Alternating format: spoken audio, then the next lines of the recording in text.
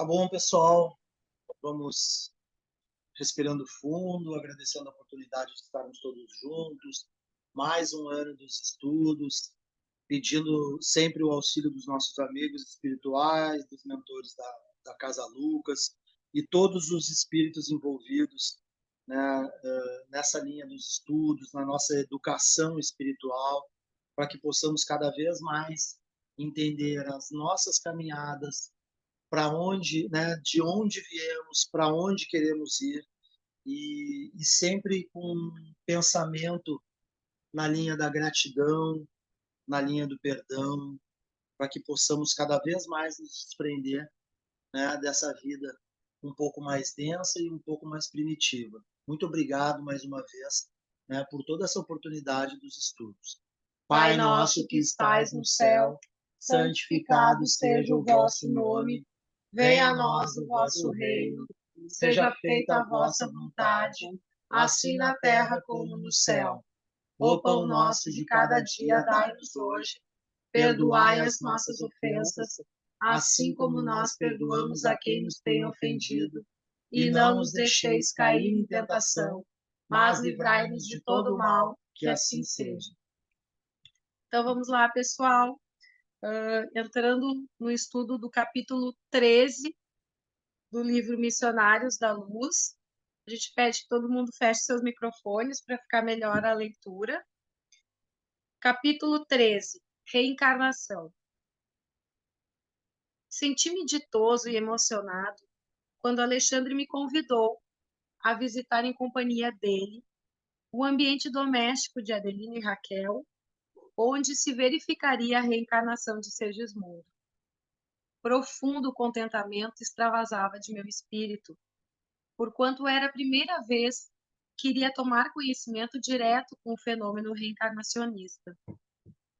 Desde os primeiros tempos de estudo no campo da medicina, fascinavam-me as leis biogenéticas. Entretanto, nunca me fora dado intensificar observações e especializar experiências. Na colônia espiritual que me conduziram à providência de Deus e à generosa intercessão dos amigos, muita vez recebera lições referentemente ao assunto. Todavia, até então, nunca vira de mais perto o processo de imersão da entidade desencarnada no campo da matéria densa. Em razão disso, acompanhei o prestimoso orientador com agradável e ansiosa expectativa.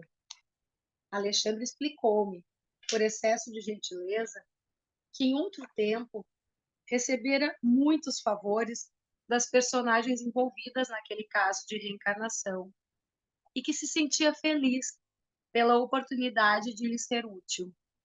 Comentou as dificuldades do serviço de libertação espiritual e exaltou a lei do bem, que chama todos os filhos da criação ao concurso fraterno e aos serviços intercessórios. Depois de confortadora e instrutiva conversação, alcançamos o lar de Adelino, deliciosamente colocado em pitoresco canto suburbano, qual um ninho gracioso, rodeado de tufos de vegetação. Eram 18 horas aproximadamente. Com surpresa, verifiquei que Herculano nos esperava no limiar. O instrutor, porém, informou-me que havia notificado o amigo sobre a nossa visita, recomendando-lhe trouxesse Segismundo para o trabalho de aproximação.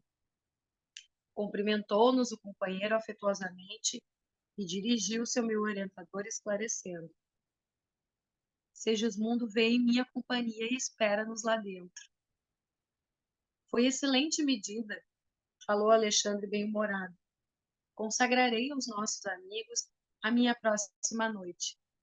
Veremos o que é possível fazer. Entramos. O casal Adelino-Raquel tomava a refeição da tarde junto de um pequenino, do qual adivinhei o primogênito da casa. Não longe, acomodada em uma cadeira de descanso, repousava uma entidade que se levantou imediatamente quando percebeu nossa presença, dirigindo-se particularmente ao encontro do meu orientador, que lhe abriu os braços carinhosos. Herculano, perto de mim, explicou em tom discreto. É Segismundo. Notei que o desencarnado abraçara-se com Alexandre, chorando convulsivamente. O instrutor acolhia-o como pai e, após ouvi-lo durante alguns minutos, falou-lhe compassivamente. Acalme-se, meu amigo. Quem não terá suas lutas, seus problemas, suas dores? E se todos somos devedores um dos outros, não será motivo de júbilo e glorificação receber as sublimes possibilidades de resgate e pagamento? Não chore. Nossos irmãos permanecem ao jantar. Não devemos perturbá-los, emitindo forças magnéticas de desalento.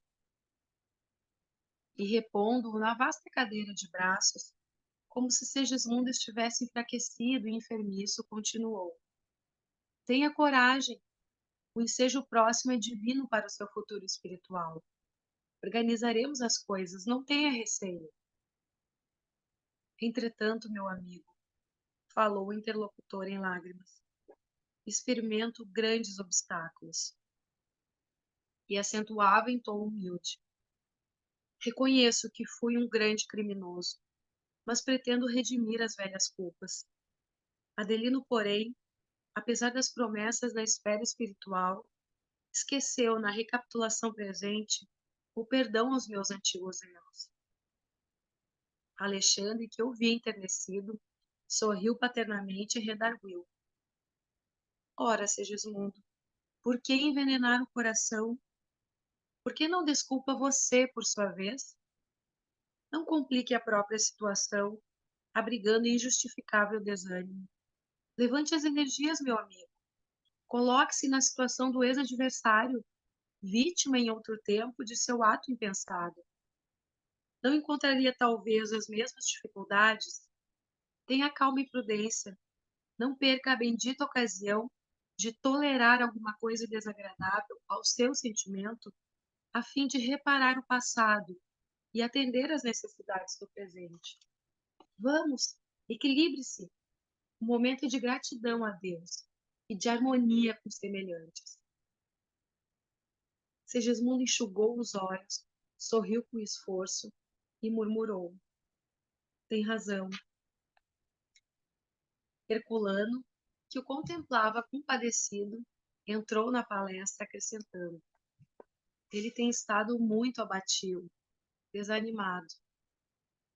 É natural, tornou Alexandre decidido, porque em tais circunstâncias sofre a criatura certos desequilíbrios em face das necessidades do regresso à carne. Mas Segismundo tem levado muito longe o fenômeno, acentuando os próprios sofrimentos com expectativas e inquietações injustificáveis. Fixando mais detidamente a atenção no casal que se mantinha à mesa, falou afetuoso. Observemos Adelino e Raquel. Vejamos a cooperação que podem receber. Acompanhamo-o em silêncio. O chefe da casa permanecia taciturno, conversando com a esposa tão somente por monossílabos. Via-se que a companheira se esforçava. No entanto, ele continuava quase sombrio. Não se efetuou o negócio que você esperava? Interrogou a senhora, tentando a palestra afetiva. Não, respondeu ele secamente. Mas você continua interessado? Sim. E viajará na semana próxima, caso não se realize o empreendimento até domingo? Talvez. A esposa fez longa pausa, algo desapontada, arguindo em seguida. Que desculpa apresenta a companhia, em vista de semelhante demora? O marido fitou-a com frieza e respondeu lacônico. Nenhuma? A essa altura, Alexandre fez significativo gesto com a cabeça e falou-nos preocupado.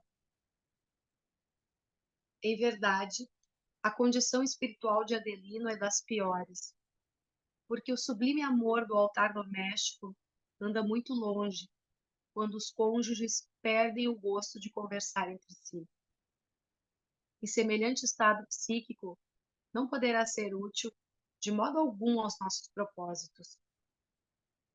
Alexandre levantou-se, deu alguns passos em torno da reduzida família e dirigiu-se a nós outros, afirmando: procurarei despertar-lhe as fibras sensíveis do coração, de modo a prepará-lo convenientemente, a fim de ouvir-nos nessa noite. Assim dizendo, o devotado orientador aproximou-se da criança, belo menino de 3 anos aproximadamente, e colocou-lhe a destra sobre o coração. Vi que o pequeno sorriu, mostrando novo brilho nos olhos azuis, e falou com inflexão de infinito carinho: mamãe, por que papai está triste? O dono da casa ergueu o rosto com admiração, ao passo que a senhora respondeu comovida: não sei, Joãozinho. Ele deve estar preocupado com os negócios, meu filho. E que são negócios, mamãe? Tornou a criança ingênua. São as lutas da vida. O menino fitou a mãezinha com atenção e perguntou: papai fica alegre nos negócios? Fica assim, respondeu a senhora sorrindo. E por que fica triste em casa? Enquanto o pai seguia o diálogo sob forte impressão, a genitora carinhosa esclarecia a criança com paciência. Nas lutas de cada dia, Joãozinho, teu pai deve estar contente com todos e não deve ofender a ninguém. Entretanto, o que te parece tristeza é o cansaço do trabalho. Quando ele volta ao lar, traz consigo muitas preocupações. Se na rua deve teu pai mostrar cordialidade e alegria a todos, de modo a não ferir os demais, não acontece o mesmo aqui, onde se encontra a vontade para refletir nos problemas que o interessam de perto. Aqui é o lar, meu filho, onde está com o direito de não esconder as preocupações mais íntimas. A criança escutou atenta, dividindo os olhares afetuosos entre pai e mãe, e tornou: que pena aí, mamãe. O chefe da pequena família, tocado nas fibras recônditas da alma pela ternura do filhinho e pela humildade sincera da companheira, sentiu que a nuvem de sombra dos seus próprios pensamentos dava lugar a repousantes sensações de alívio confortador. Sorriu repentinamente transformado e dirigiu-se ao pequeno com nova inflexão de voz. Que ideia é essa, Joãozinho? Não me sinto entristecido. Estou, aliás, satisfeitíssimo, como no último dia de nosso passeio à serra. Tua mãe explicou muito bem o que se passa. Quando teu pai estiver silencioso, não quer dizer que se encontra desalentado.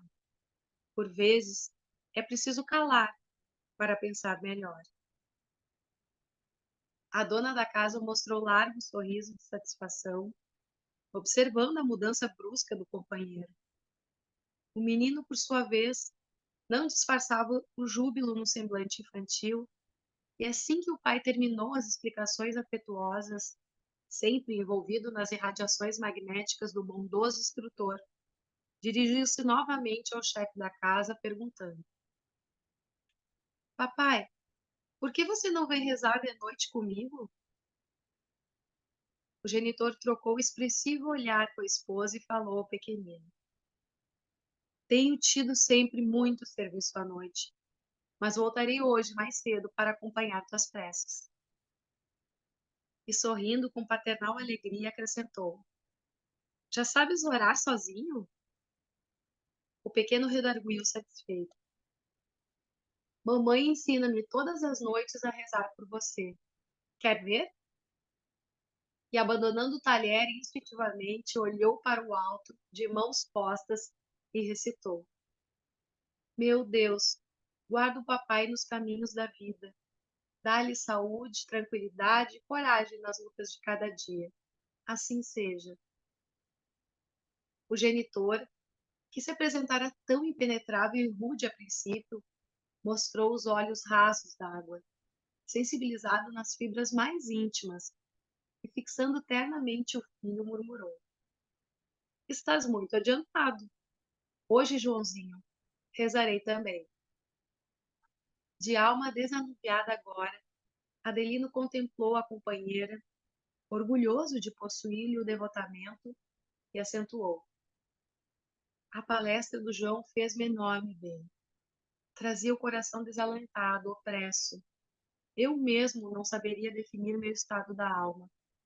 Há muitos dias minhas noites estão agitadas, cheias de aflições e pesadelos. Tenho sonhado sistematicamente que alguém se aproxima de mim na qualidade de vigoroso inimigo. Por vezes, rendo graças a Deus ao despertar pela manhã, porque me sinto mais à vontade, enfrentando as máscaras humanas, do que lutando noite inteira em sonhos cruéis. A esposa, admirada, observou carinhosa: Creio que deverias descansar um pouco. Comovido, ante a delicadeza da mulher, Adelino continuou: Tenho tido receio de mim mesmo. Tão logo me acomodo no leito, sinto instintivamente que uma sombra se aproxima de mim.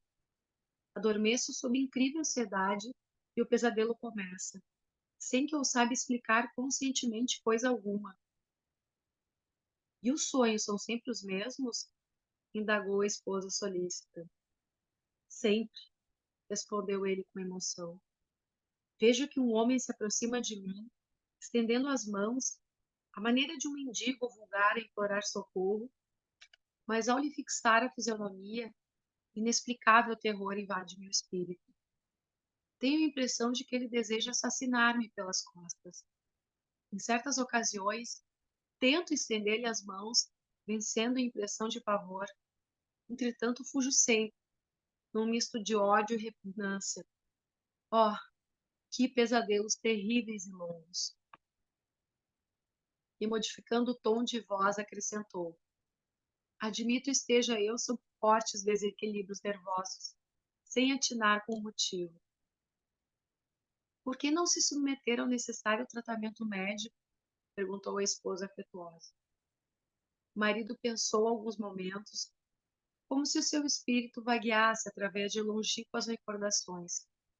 Em seguida, fixando na companheira os olhos muito brilhantes, acentuou: Talvez não precise recorrer a facultativos. É possível que o nosso filhinho esteja com a razão. As lutas grosseiras do mundo impuseram-me o esquecimento da fé em Deus. Há quantos anos terei abandonado a oração? De olhos molhados e pensativos, prosseguiu: Quando menino, minha mãe me educava na ciência da prece. Ensinado a curvar-me diante da vontade do Altíssimo, sentia a bondade divina em todas as coisas e ajoelhava-me confiante ao pé de minha carinhosa genitora, implorando as bênçãos do alto. Depois vieram as emoções dos sentidos, o duelo com os maus, a experiência difícil na concorrência ao pão de cada dia. Desde então, perdi a crença pura que sinto necessidade de retomar. A esposa enxugou os olhos comovida. Há muitos anos não observava no companheiro semelhantes demonstrações emotivas. Ergueu-se emocionada e falou com ternura: Volte hoje mais cedo para orarmos juntos. E, procurando imprimir notas de alegria à conversação, chamou o filhinho a pronunciar-se, acrescentando: Hoje, Joãozinho, papai rezará conosco. Iluminou-se o semblante do pequenino de intraduzível alacridade. Contemplou a mãezinha enternecido e observou: Então, mamãe, farei todas as orações que eu já sei. Após o jantar, experimentando disposições diferentes, Adelino despediu-se com delicadeza, que Herculano classificou de inabitual. Alexandre, muito satisfeito, asseverou depois de restituir a criança aos cuidados maternos. Felizmente, nossos serviços preparatórios desdobram-se com excelentes promessas. Conseguimos bastante em reduzidos minutos. De minha parte, Imensa era a surpresa que me invadia o espírito. Por que tamanhos cuidados? Alexandre e outros benfeitores espirituais, tão elevados quanto ele mesmo, não poderiam organizar todos os serviços atinentes à reencarnação de Segismundo? Não eram senhores de grande poder sobre todos os obstáculos?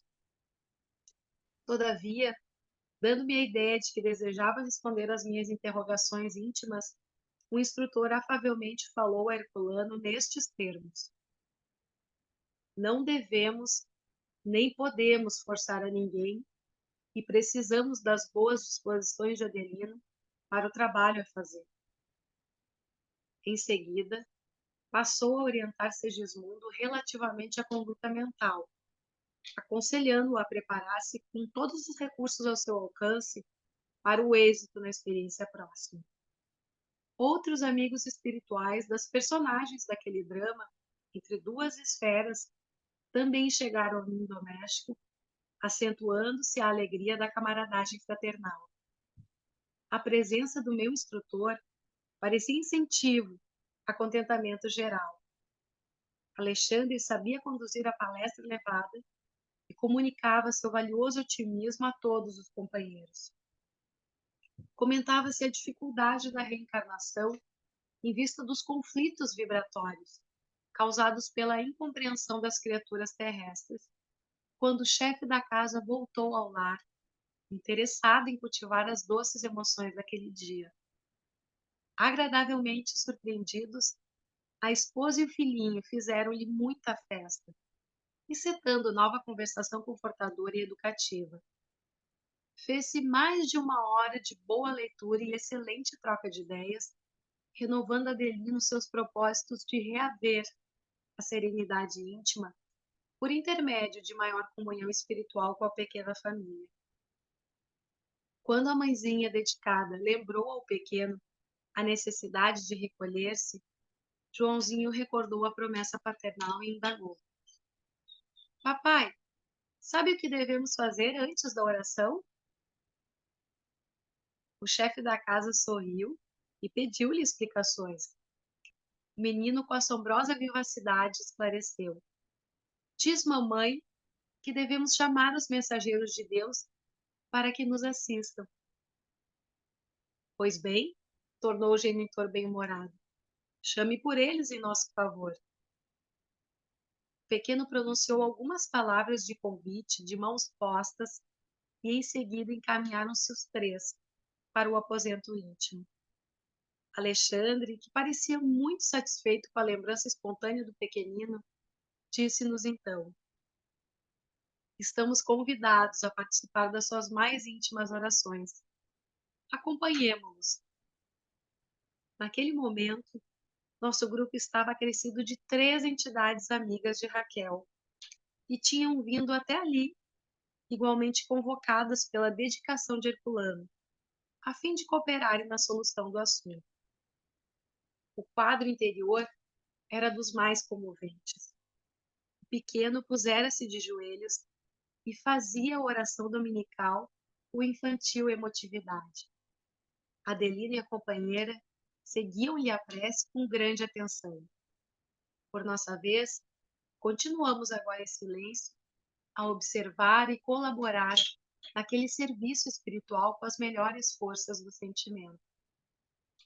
Notei que a esposa se achava rodeada de intensa luminosidade, que, partindo de seu coração, envolvia o esposo e o pequenino em suaves irradiações. Muito sensibilizado, Adelino deixou escapar uma lágrima furtiva, quando o filho, terminando as preces, curtas em palavras e grandiosas em espiritualidade, lhe beijou carinhosamente as mãos. Mais alguns minutos e todos se recolhiam sob os cobertores, felizes e tranquilos. Nesse instante, Alexandre falou: Agora, meus amigos, façamos o nosso serviço de oração cooperadora. Precisamos conversar seriamente com Adelino relativamente à situação. O orientador pediu a proteção divina para o casal em voz alta, sendo acompanhado por nós em profundo silêncio. As vibrações do nosso pensamento e rogativa congregaram-se como parcelas de luminosas substâncias a se reunirem num todo, derramando-se sobre o leito conjugal, quais correntes sutis de forças magnéticas revigorantes e regeneradoras.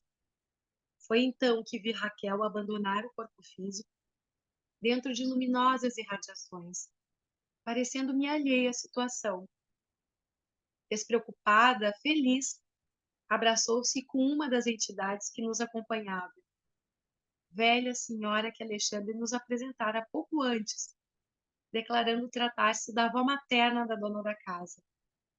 A anciã desencarnada convidou a neta a permanecerem juntas em oração, ao que Raquel aqueceu com visível contentamento.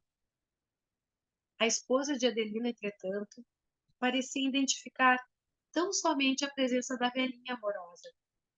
Fixava em nós o olhar, indiferentemente, como se ali não estivéssemos. Estranhando o fato, dirigi-me ao instrutor pedindo-lhe explicações. Alexandre não se fez rogado, e, não obstante a delicadeza do serviço em curso, esclareceu-me delicadamente. Não se surpreenda, cada um de nós deve ter a possibilidade de ver somente aquilo que nos proporcione proveito legítimo. Além do mais, não seria justo intensificar a percepção de nossa amiga para que nos acompanhe no trabalho desta noite. Ela nos auxiliará com o valor da oração, mas não precisará seguir de perto os esclarecimentos que a condição do esposo requisita. Quem faz o que pode, recebe o salário da paz. Raquel vem fazendo quanto lhe é possível para o êxito do desempenho das obrigações que a trouxeram ao mundo. Por isso mesmo, não deve ser advertida nem perturbada. Atendamos Segismundo e Adelino. Satisfeito com as elucidações recebidas e admirando a justiça divina manifestar-se nos mínimos pormenores de nossas atividades espirituais, observei que a companheira de Adelino se mantinha, não longe de nós, em fervorosa prece. Nesse momento, o esposo de Raquel afastava-se do corpo físico pesadamente. Não apresentava, tal qual a consorte, um halo radioso em derredor da personalidade, parecendo mover-se com extrema dificuldade. Enquanto seu olhar vagueava no quarto, angustiado e espantadíssimo, Alexandre se aproximava de mim e observava. Está examinando a lição?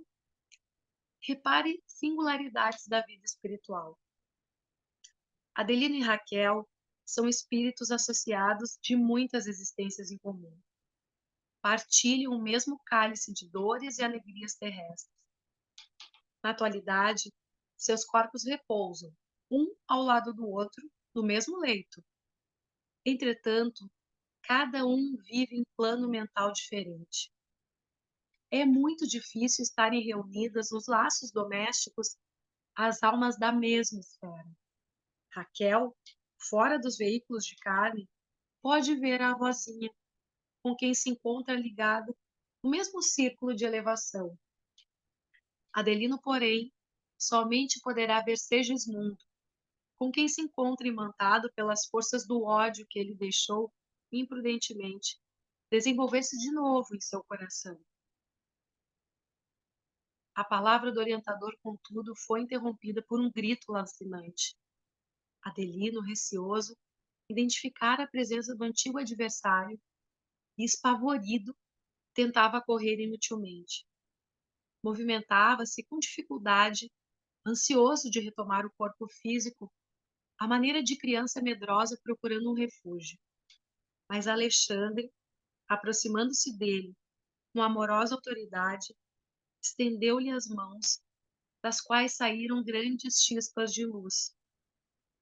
Contido pelos raios magnéticos, o esposo de Raquel pôs-se a tremer, sentindo-se que ele começava a ver alguma coisa além da figura do ex-inimigo. Aos poucos, em vista das vigorosas emissões magnéticas de Alexandre, ele pôde ver nosso venerável orientador, com quem passou a sintonizar diretamente, e caiu de joelhos, em convulsivo pranto. Observei o pensamento de Adelino naquela hora como acolhedora e percebi que ele associava a visão radiosa às preces do filhinho. Ele via ali a estranha figura de Segismundo e a resplandecente presença de Alexandre, e fazia intraduzível esforço para recordar-se de alguma coisa do passado distante que a sua memória não conseguia situar com exatidão.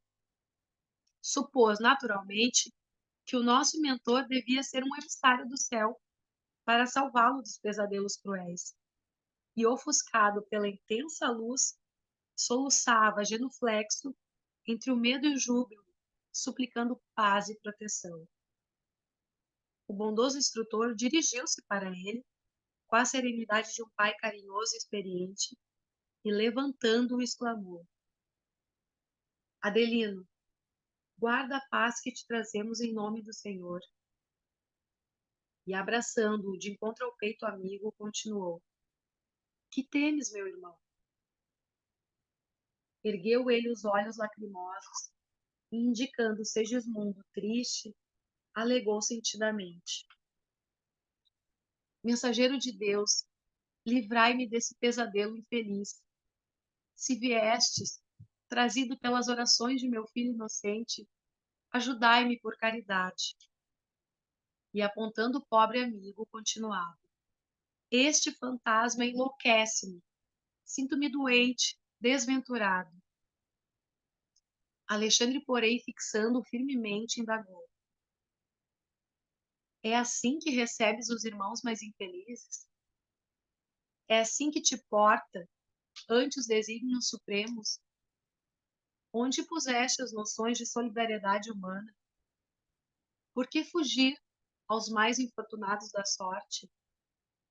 É sempre muito fácil amar os amigos, admirar os bons, compreender os inteligentes, defender os familiares, entronizar as afeições, conservar os que nos estimam, louvar os justos e exaltar os heróis conhecidos. Mas se somos respeitáveis em semelhantes posições íntimas, é preciso reconhecer que elas traduzem serviço realizado em nosso processo evolutivo. Nós, porém, meu amigo, ainda não alcançamos a redenção final.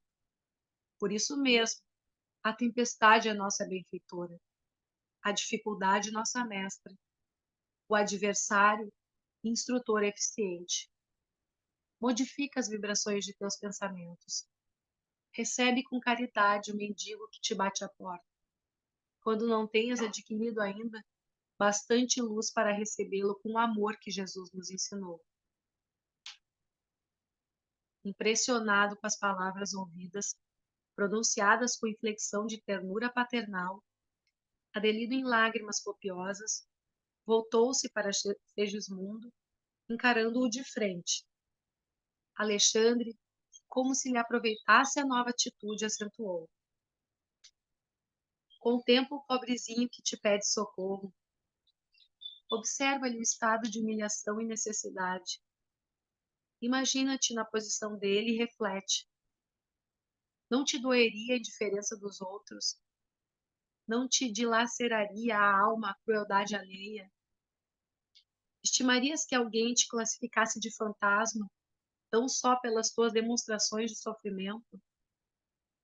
Adelino, meu amigo, abre as portas do coração aos que te procuram em nome do poderoso Pai. O interpelado voltou-se, qual criança medrosa, e fixando o mentor generoso, falou: Ó mensageiro dos céus, tenho medo, muito medo. Algo existe entre este homem de sombra e eu, compelindo-me a profunda aversão. Creio que ele deseja roubar minha vida, aniquilar a minha felicidade doméstica, envenenar meu coração para sempre. Compreendi que a aproximação de Segismundo despertava em Adelino reencarnado as reminiscências do passado sombrio. Ele, a vítima de outro tempo, não conseguia localizar os fatos vividos. mas experimentava no plano emotivo as recordações imprecisas dos acontecimentos, cheias de ansiedades dolorosas. Findo ligeiro intervalo, Alexandre objetou: não deves permitir a intromissão de forças negativas e destruidoras no campo íntimo da alma. É sempre possível transformar o mal em bem, quando há firme disposição da criatura no serviço de fidelidade ao Senhor. Considera, meu amigo, as grandes verdades da vida eterna. Ainda que este irmão te procurasse na condição de um adversário, ainda que ele te buscasse como inimigo feroz, deverias abrir-lhe o espírito fraternal. Toda reconciliação é difícil quando somos ignorantes na prática do amor. Mas sem a reconciliação humana, jamais será possível nossa integração gloriosa com a divindade. E porque o esposo de Raquel chorasse copiosamente, o orientador observou: não chores, equilibra o coração e aproveita a sagrada oportunidade. Adelina então enxugou as lágrimas e pediu humilde: auxiliai-me por amor de Deus. Sentindo-lhe a sinceridade profunda, o instrutor convidou Segismundo a aproximar-se. Ele levantou-se cambaleante, angustiado. Final da primeira parte do capítulo 13. Bom, vamos tentar recapitular para o pessoal meio que se situar esse processo da reencarnação do Segismundo, né? Tem aí 4 personagens, né? Raquel, o Adelino, o próprio Alexandre, que é o instrutor, o Herculano, que procurou o Alexandre para acompanhar esse caso de reencarnação, o próprio Segismundo e o André, que é o aprendiz, né, nessa história toda aí, porque ele está aprendendo a pedido que ele fez para o Alexandre de todos os estudos, ele por ter sido médico e ter sempre a curiosidade sobre esse assunto, desde a embriologia, que é a história da concepção, como é que se dava, e ele não se aprofundou naquela época, quando ele era médico encarnado, né? E aí lá ele sempre manteve essa curiosidade, e aí ele viu como grande oportunidade de se aprofundar, e aí nós vamos ver no desenvolvimento desse capítulo aí, o quanto que tem isso tudo em 1945, 44, 45, isso, né?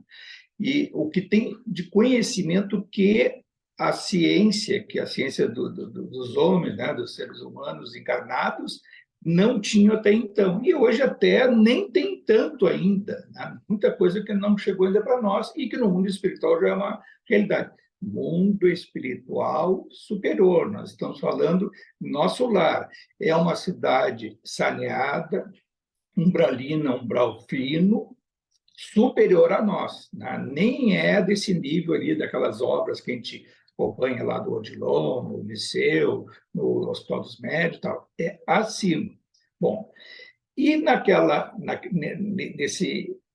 nessa engrenagem toda que liga o Adelino a Raquel e o Segismundo, se deu há cerca de 100 anos atrás, dessa época aí, né? Então, há cerca de 100 anos atrás, houve uma encarnação em que o Alexandre e o Herculano estavam encarnados e eram amigos, contemporâneos da Raquel, do Adelino e do Segismundo.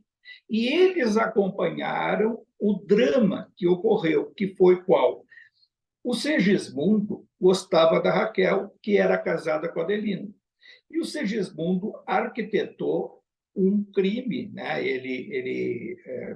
Não vou dar pormenores aqui, mas só para se situar. Ele matou o Adelino com facadas e que achava que com isso ele ia conseguir ter a Raquel para ele. Acabou que a Raquel, depois até tomando conhecimento do crime e tudo, repudiou o Segismundo, mas ficou viúva e não teve condições materiais de se manter e se prostituiu. E o Adelino, desencarnado, assassinado pelo Segismundo, e o Segismundo depois também tem o seu fim naquela encarnação, e isso se deu ao longo de 100 anos, veja só que aí durante esses 100 anos, aí não dá detalhes se um que o outro ter encarnado uma encarnação rápida ou em outros mundos paralelos, não dá esse detalhe, mas se pressupõe que possa ter ocorrido um processo de adormecimento em outra encarnação, mesmo que temporário, um espaço de tempo curto, né? Porque isso também a gente tem que aprofundar, porque o nosso grande propósito aqui é estudar a doutrina espírita e já agregar com outros conhecimentos que nessa época, em detalhes, o próprio André Luiz não dava, como não deu no Nosso Lar, não deu nessas outras obras, porque já era, tudo era muita novidade. A gente vê hoje que o Inácio e outros que trazem informações do mundo espiritual em detalhes, a própria reencarnação no mundo espiritual, o processo de desencarne no mundo espiritual e a compreensão para ver esses mundos paralelos, que os que estudam um pouco chamam de ETs, mas todos nós somos ETs. Todos nós, isso o próprio, lá, a conversa a Modesta, com o Inácio, com o Odilon e outros, assim, é uma questão lógica. Hoje nós somos 8 bilhões de espíritos encarnados na crosta. Se a gente pega 200 anos atrás, tinham quantos bilhões? 2 bilhões? E onde é que estavam esses espíritos? Estavam perambulando aonde? Não estavam evoluindo, não estavam reencarnando, não estavam tendo experiências evolutivas? Lógico que sim. Então, nós estávamos, no nosso passado, nesses mundos paralelos, reencarnando em mundos semelhantes ao nosso. Agora, aí tem que ver onde é, qual é a estrela, qual é que é o planeta, como é que é. Isso são coisas que até os próprios espíritos não têm nas minúcias esse conhecimento. E aí está a grande explicação dos chamados extraterrestres. Todos nós somos. Existem extraterrestres encarnados na Terra, existem extraterrestres no mundo espiritual da Terra, assim como provavelmente nós estivemos lá em outros mundos e haveremos de estar mais adiante também, conforme a oportunidade e a necessidade de cada um. Que oportunidade, o que é? O contexto todo, que a gente está vendo aí um caso do Sigismundo, que não é a maioria dos espíritos que reencarnam dessa forma. E a gente vai compreender por quê. Aí diz o Alexandre, com a curiosidade do André Luiz, diz o Alexandre assim, olha, eu tenho favores a reconhecer no meu passado. Favores, olha só a coisa que está lá bem no início dessa leitura. Favores a estabelecer com os envolvidos. Ou seja, o Alexandre e o Herculano, que eram conhecidos amigos da Raquel e do Adelino, receberam favores que ficaram muito gratos naquela encarnação, e vejam só, 100 anos depois, cativados por aquela atenção da Raquel, do Sigismundo e do Adelino, houve uma proposta de se envolver, porque o convite foi feito pelo Herculano, e aí o Alexandre se interessou. Sim, o nosso amigo está para reencarnar, a dificuldade não é fácil, o Adelino está repelindo essa oportunidade, embora tivesse concordado antes de reencarnar. E a gente vai também pegar esse fato para depois trazer para os nossos dias e compreender várias relações que nós vivenciamos entre os nossos irmãos, nossos familiares, amigos, conhecidos, por que os fenômenos se dão dessa rejeição. E aí, vejam só, o Alexandre, estimulado pelo Herculano, coloca a sua vontade, o seu mérito, a sua capacidade plena de lutar pelo Sigismundo e o Adelino e pela Raquel, e a Raquel e o Adelino que vinham com várias encarnações juntos, e vejam só que no presente, neste relato, quer falar o Kiko? Ô, Francisco, eu queria te perguntar a respeito desse assunto, só para não perder bem do vínculo com Alexandre e com Segismundo, enfim. Isso por si só, né, um espírito de mais alta envergadura envolvido, né, em algum momento da existência dele com a gente, isso por si só, ele pode interferir a nosso favor, né, enfim, pelo bônus horas que ele tem, ou pela envergadura espiritual que ele já tem, ele pode intervir por nós nesse momento de uma reencarnação ou até de uma outra questão que a gente esteja passando, ou um resgate, sei lá, alguma coisa que seria de uma outra forma, se ele notar que nós, pelo menos a gente tenha, assim, uma boa, uma boa intenção de melhora, ou não. Porque nesse Isso caso aí...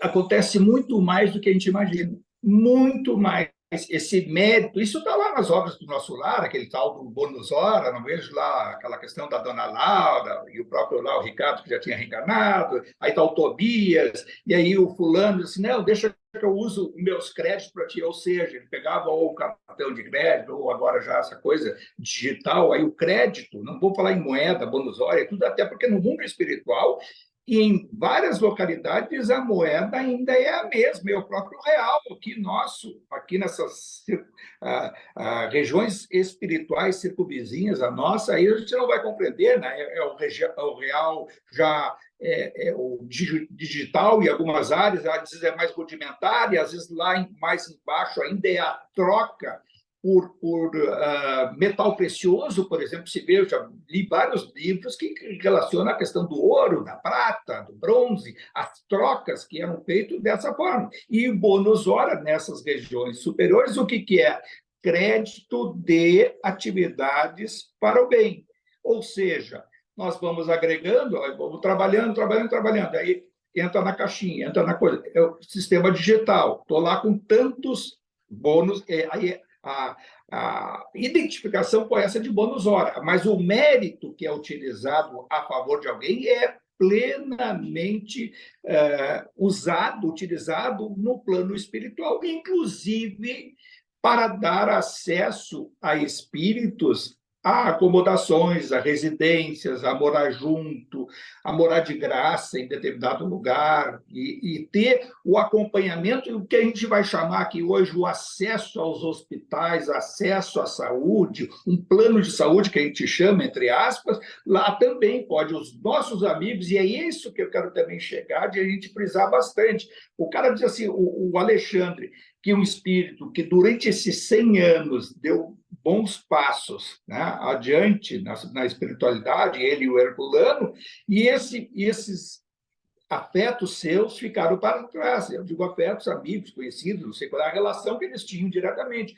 Mas ele vai utilizar de um favor ou de alguns favores que ele recebeu e vai utilizar a sua ascensão espiritual para pedir mais ajuda. E aí vem aquelas entidades, aí vem esse projeto todo, e nós vamos ver mais adiante nessa leitura, ver como é que vai ser planejado o próprio corpo, como é que vai ser isso, o campo genético, e assim por diante, que a gente vai ver como um todo para entender a reencarnação com uma concepção mais ampla. Inclusive, neste capítulo, vai ser dito lá adiante, uma coisa que é repetida em várias obras. Não existe um processo de desencarne e nem de reencarnes igual um ao outro. É tão diferente como a digital de uma pessoa com a digital de outra. Não existe 100% o desencarnar de um e o desencarnar de outro. Algum detalhe, alguma coisa vai ser diferente, assim como o processo do reencarne. Então, o que a gente estava vendo assim para comparar a nossa vida como ela é? O bem que a gente faz, psiquicamente fica registrado no alto. E os agentes da perfeição, os agentes de Deus, agem em nome dele para nos atender à luz do nosso mérito. Esse aqui é o mérito, o bem que a gente faz, que a gente não se lembra mais, o que fica assim, tem que ser desinteressado. Não vou ficar fazendo bem, querendo receber uma coisa de troca, mas eu sei que fazendo bem, estou fazendo bem para o meu espírito, para se sintonizar com a luz, a gente se sente mais leve quando pratica o bem. Só de pensar no bem, só de transmitir uma boa energia para alguém, ou de desejar uma coisa boa para alguém, nós já nos sentimos melhor. E melhores no sentido que de inserção com a perfeição, que é Deus. Aí a gente vê ali a relação dessa família, uma criança de 3 anos, o tal de Joãozinho, o filho deles, 3 anos. Recebe essa intuição com o poder das pontas, vem o Alexandre, e manda emanações, ou seja, o seu pensamento decodificar por palavras simples de uma criança de 3 anos. Imagine uma criança de 3 anos dizer tudo aquilo ali. E diz aquilo ali, e faz com que o Adelino consiga cair em si e refletir em poucos minutos a uma mudança de comportamento que também é sua esposa, Raquel, recebe aquelas emanações e na sintonia fica admirada. E vejam só, ela tem um acompanhamento de muito tempo com a Adelina, mas vibrando num campo mental diferente. Isso é mencionado no texto. E o campo mental diferente, mas nem por isso deixa de estar peregrinando junto com ele nos mesmos desafios. Mas vai ser o quê? Uma hora que ela se desdobra, por que ela enxerga a avó dela e não enxerga os outros? Não é questão de mediunidade, não é questão, porque não é necessário. Aí a gente transfere isso para os nossos trabalhos, para a nossa atividade mediúnica. Por que na mesa mediúnica algumas coisas vão ser percebidas por alguns médiuns, um flashzinho de alguém que acha que tem evidência, outro plano de audiência e assim por diante, de percepção, vai pegar o necessário para aquele atendimento daquele instante. E se a pessoa que está recebendo a atenção, o atendimento, se fechar e não tiver a intenção de que se abra psiquicamente isso, não vai se abrir. Isso eu digo por experiência própria, já de várias vezes, ao longo de uma jornada de muitos anos, eu vi de atendimentos e algumas coisas que eu não achava interessante que ali aparecesse, até porque podia algum médium interpretar de forma equivocada, sei lá. E aí, não enxerga, não percebe, basta fechar o campo mental. Agora, a abertura mental, a Raquel, o espírito já com suas ligações, e a própria avó dela, tiver a sublimação do ambiente, mesmo assim, não percebeu o Segismundo, não percebeu o Adelino, não percebeu aquele drama, porque psiquicamente ela poderia se abalar com aquilo ali, até porque ela está sendo preparada para receber o embrião daquela união que tem os seus desafios, vai ter as suas situações, né, diversas para mais adiante daquele processo de reencarnação, mas de encontro com o passado, passado que não foi fácil para ela, ela se sublimou em relação àquele passado, mas está lá escondido com ela, está lá. A gente não esquece aquilo que nos leva a muita angústia, muita tristeza, a gente tem que sublimar. Não é o esquecer, é pensar no que aconteceu e reconhecer, olha, foi um momento de imperfeição conjunta e tal, e aconteceu. Está me falhando a minha bateria aí? Não, e atrás de ti ficou uns fogos de artifício, tipo umas estrelas. Feliz ano novo! A imagem bem legal. Ficou escurecendo a Depois tu vai imagem. ver na gravação. Vê, ficou legal. Mas então, pessoal, eu estou com receio que até acabe a minha bateria ali. Mas então, olha aqui, para a gente pegar assim, essa concepção de trazer sempre do texto, do que a gente reflete, assim, sobre o aspecto da teoria para a prática e trazer para os nossos trabalhos, de perceber toda essa inserção do mundo espiritual. O Joãozinho, o que aconteceu, ele despertou para o pai, e o pai viu assim, pô, quantos anos eu não orava? Quantos anos, ou quanto tempo, muitas vezes, nós não oramos agradecendo tudo que a gente tem? Quantas vezes a gente se lembra do que está com dificuldade, com obstáculos, tem que orar para isso, preciso disso, me angustia. Quanta coisa funcionando na engrenagem, e a gente pouco agradece, pouco pensa assim, ao Criador. Ele não precisa, essa coisa de concepção de Deus, não é fácil referir Deus, e assim, porque isso é uma questão muito, nós trazemos a nossa questão religiosa, né? O atavismo nosso religioso nos leva a algumas amarras. Há muitas pessoas que identificam Deus como se fosse uma pessoa, um velhinho, uma luz, e a gente não percebe que Deus é uma energia de perfeição que está presente em todos os lugares. E quando ela é invocada com a sinceridade, isso se expande. Quem foi o Joãozinho que recebeu do Alexandre as emanações, que estava agindo em nome de Deus, em nome do perfeito. Então, o intermediário ali foi o Alexandre e o Joãozinho para chegar no Adelino. Veja só que coisa interessante. E nós temos isso no nosso dia a dia, quando a gente não percebe alguma pessoa, um terceiro, que a gente nem identifica, não para pensar, que está agindo inconscientemente em nome de um intermediário, que possa ser um afeto espiritual nosso, um familiar, alguém que está agindo no alto porque nós temos um determinado mérito para aquilo ali. E esse mérito necessariamente está vinculado à prática do bem, do pensar no bem. E esse pensar no bem é uma contabilidade que a gente tem que ter todos os dias. Pensar no bem. Quem pensa numa coisa tem a tendência em fazer aquilo. Quando a gente pensa em coisas ruins, a gente tem uma tendência a fazer coisas ruins. Quando a gente pensa contra alguém, nós nos opomos a isso, a essa pessoa ou essa situação, e estamos em oposição ao perfeito. E psiquicamente aquilo tem que ser reparado em algum momento. Pode ser consciente ou inconsciente.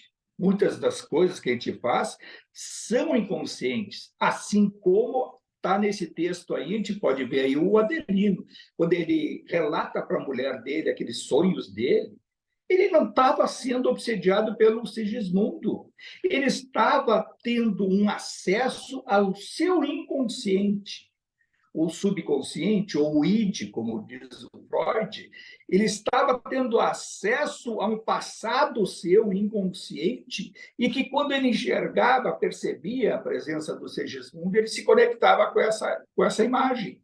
Não, e o Sigismundo estava na maior boa vontade, tanto é que já tinha sido doutrinado, preparado antes do Adelino ter reencarnado. Essa reencarnação do Sigismundo foi preparada toda antes. Houve uma recaída do Adelino. E essas recaídas, elas podem ocorrer durante a encarnação. A gente vai ver mais adiante. Então, o Sigismundo, depois é doutrinado, a gente vai ver agora na próxima parte, e aí se reaproxima e vai reencarnar filho do Adelino, mas pode ter uma recaída lá adiante. Aí a gente vai entender, trazendo para os nossos dias, porque o conflito de alguns pais ou mães com os filhos na adolescência ou na idade um pouco mais adulta, que começam a se opor um ao outro, às vezes é a recaída daquele processo de reencarnação. Às vezes a recaída é durante a gestação, que ela é tão aguda que provoca um aborto. Aborto espontâneo. Não quer dizer que todo aborto espontâneo possa ter essa causa, ao contrário. Aborto espontâneo, às vezes, acontece que é para remodelar o perispírito, o corpo espiritual, modelo organizador biológico do corpo físico. E, às vezes, o choque entre um passado do espírito, que ele tem que se remodelar, às vezes é um aborto espontâneo. Por isso que, em boa parte das vezes que há um aborto espontâneo, o mesmo espírito retorna numa gestação futura. Né? Então, ou às vezes até que a pessoa não possa ter um filho, e esse filho, esse espírito, vai reencarnar no lateral, né? Um sobrinho, uma pessoa mais próxima, alguém que vai ter uma convivência com esse espírito, com esse processo todo encarnatório, que tem pontos a restabelecer por um passado psíquico negativo, ou seja, um determinado karma, mas existe muita coisa positiva. Essa história tem espíritas, né, que muitas vezes se equivocam e relacionam muito o karma com uma coisa negativa, uma coisa para sofrer, exceto a cruz, mas tem uma série de coisas excelentes, maravilhosas, que nós temos que colocar como sendo uma oportunidade.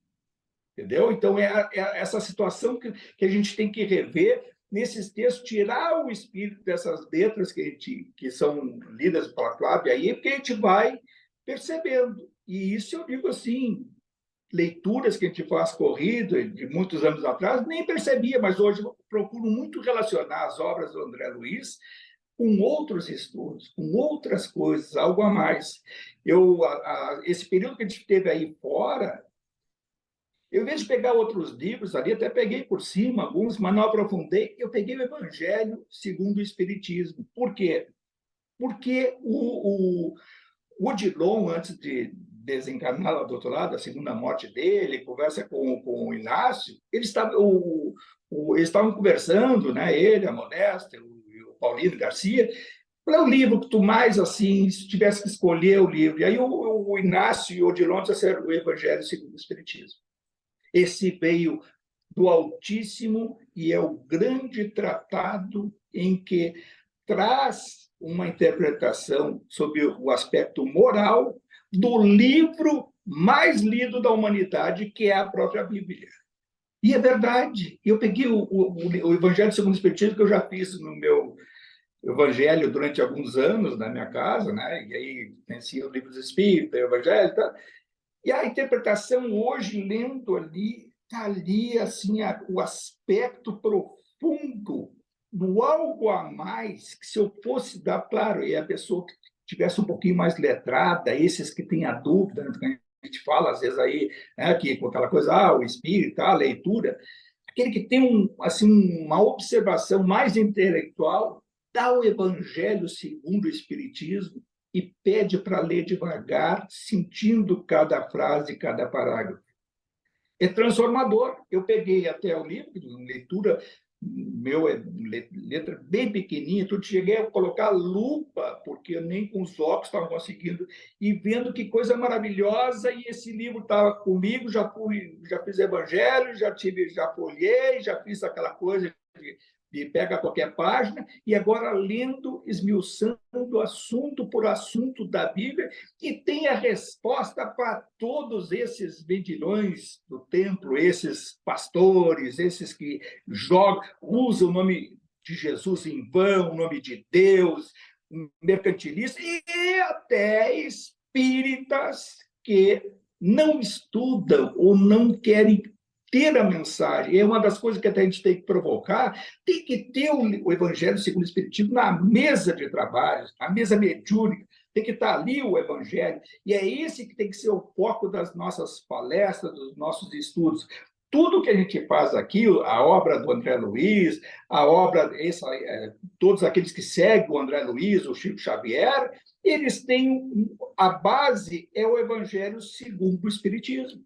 E isso tem que estar no centro espírita. Se a gente não está estudando e dando bola para isso, nós estamos indo para um caminho que pode até estar lá adiante, se não está, mas parece que a gente está fazendo uma curva que não precisava fazer, tem um atalho. E esse atalho deve ser uma obrigação nossa, como estudiosos da doutrina de Jesus. Quer falar de Francisco, novo? Francisco, esse caminho ele parece muito o caminho da dúvida, né? O caminho da confusão. Muitas vezes a gente nota que a gente vai ficando confuso com as informações de tantas leituras, de tantas opções de aprendizado que são fora, e muitas vezes é bem como tu disse, está no cerne, está ali, tem um livro que é confirmado, que foi codificado, que se fosse alguma coisa que não estivesse em conformidade, né, ele já teria caído como milhares de outras coisas. Então, assim, Exatamente isso. nós somos, muitas vezes, os agentes complicadores da nossa existência, porque a gente tem um livro que muitas vezes não é de uma leitura muito fácil, e não é assim, mas a gente deveria, muitas vezes, ficar um pouco mais tranquilo, bem da maneira como tu falou, e lendo devagar e tentando entender, porque refletindo, né, as palavras, né, refletindo, não ler para terminar, mas ler para entender, né? Então, Isso aí. é mais ou menos isso. Perfeito, é exatamente isso, e mais uma série de coisas que a gente está sempre, a gente pensa, reflete sobre isso, comenta, diz, e parece que é um processo, mas que cada um faça a sua parte, cada um que busque essa intuição. E eu, sinceramente, eu estava assim com uma pilha, eu tenho uma pilha de livros para ler, todos aí, tem uns 8, 10 livros, e aí estava o Evangelho, e aí eu me lembrei daquilo, e aí fui olhar. E foi um negócio, eu fiquei 2 horas lendo, um negócio vai devagar, sentindo, voltando, vendo, e algumas coisas até pegando no dicionário, na internet, para ver o fato que ele cita aqui e ali, dando explicações bíblicas, e isso, aquilo, e está a chave da coisa ali. E a gente passa a entender coisas como está nesse livro aí, quando chega o Adelino, que vai ser induzido ou convencido ao perdão, ao Segismundo, e aí o que diz o Alexandre para ele? É fácil amar os amigos, é fácil querer bem os seus familiares, é fácil admirar os inteligentes, é fácil isso e aquilo, coisas que no nosso dia a dia é fácil a gente desejar o bem para a gente que a gente quer bem. Agora é difícil ter aquela terapia do perdão, de saber que não é fácil, mas é um processo. O Adelino não é que foi só com essa conversa que ele acaba naquela noite ali, mudou. Não, ele restabeleceu naquela noite um processo longo de perdão e auto-perdão feito antes de ele reencarnar. Ele teve a recaída e foi reagrupado ao seu inconsciente, já restabelecido, já dissipado de energias densas. Isto, quem sabe lá, não sirva para nós, se a gente pegasse o nosso passado, a gente renegou o Evangelho, a gente foi omisso, a gente acabou dando a nossa omissão ou ação, né, no interior da igreja, naquela coisa de perseguição, de poder, de vida, a vida nossa, vida fácil, de aproveitar isso e aquilo, as benesses do poder, ou seja o que for. Esse é o nosso passado. E a gente teve, em alguns momentos desse passado recente, pontos de reconexão. Eu não tenho nem dúvidas de que é por isso que a gente encontrou este caminho, mesmo através da doutrina, por caminhos, às vezes, tortuosos, que vai indo, vai aí. Eu, quando estava na primeira casa lá que eu trabalhei, do João Pedro, foi a primeira vez que falei lá em Kardec. Primeira vez foi porque eu estava lendo as obras do André Luiz naquela fase, foi na década de 90. E depois foi inserido o Kardec nos cursos de desenvolvimento e outras coisas. Aí ficou assim, o capítulo Kardec, a apometria e os outros. Quem eram os outros? Aquelas obras lá do Saraceni, aquelas coisas lá mais pesadas de baixo, que eu lia e não entendia profundamente. E as pessoas tinham medo. E aí, felizmente, assim, à luz da doutrina do Kardec, muita coisa deu para compreender de que a apometria está dentro do Kardec.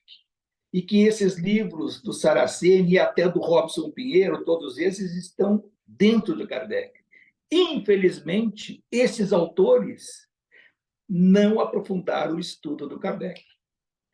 Já a apometria, tem que fazer justiça, o doutor Lacerda, ele, como médico, psiquiatra, e a mulher dele, que era espírita, ele aprofundou o estudo, mas viu o espiritismo sob o ponto de vista da ciência, mas era coisa do tempo dele, ele já estava com 60 e tantos anos, encarnou com 70 e poucos e tal, mas fez muito para a sua época. Assim como Kardec, que era o Kardec, teve uma passagem espiritual de conexão, de buscar ele tinha muito essa coisa assim para não ser induzido. Será que eu não estou induzido por esse, por aquele? Aí ele fazia as mesmas perguntas e pedia, me leva lá para aquele grupo mediúnico da cidade tal, até de outros países.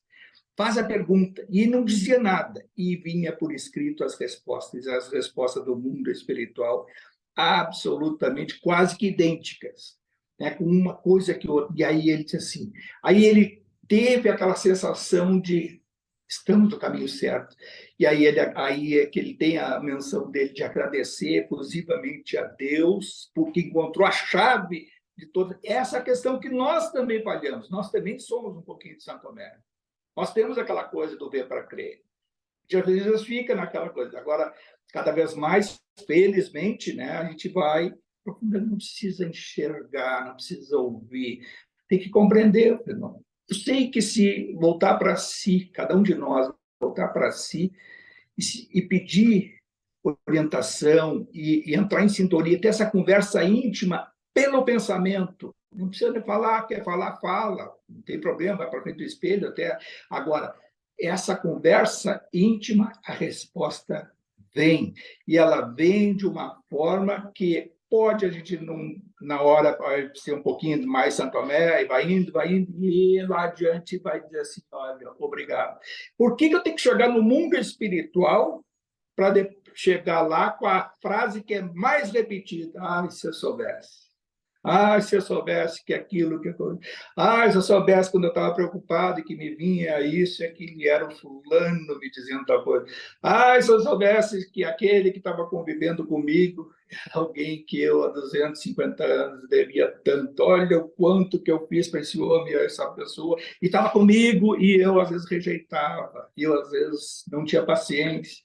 Ah, se eu soubesse... É isso que a gente vê nessas mensagens, pergunta para os espíritos que não despertaram tanto, estão mais ou menos sonambúlicos do outro lado e começam a perceber alguma coisa, o mais que eles dizem é se eu soubesse, e aí começam a transformar esse aí, precisa de auxílio do outro lado, a transformar tudo isso em drama. Desculpe aí, pessoal, nós passamos do tempo hoje e vamos tentar, então, a partir daqui a 15 dias, retomar isso aí. Sempre a gente faz aí, rememorando algumas coisas para ter um fio da meada de toda essa situação, tá? Então, o nosso agradecimento ao alto, sempre que a gente renova o nosso agradecimento. E a ele, que é o significado de toda a espiritualidade superior, em nome de Deus. A Jesus, que através dos seus mensageiros nos autoriza pelos canais da intuição, canais intuitivos que nos levam a reflexões, que nos auxiliam nos nossos momentos de oração, de rogativas aos nossos afetos, que nos dê também muita força para que a gente possa, em algum momento, despertar para a necessidade de perdoar aos nossos adversários. Pai nosso que estais no céu, santificado seja o vosso nome. Venha a nós o vosso reino e seja feita a vossa vontade, assim na terra como no céu. O pão nosso de cada dia que nos dai hoje. Perdoai as nossas ofensas, assim como nós perdoamos a quem nos tem ofendido. E não nos deixeis cair em tentação e livrai-nos de todo o mal, Senhor, e que assim seja. Deu a bateria.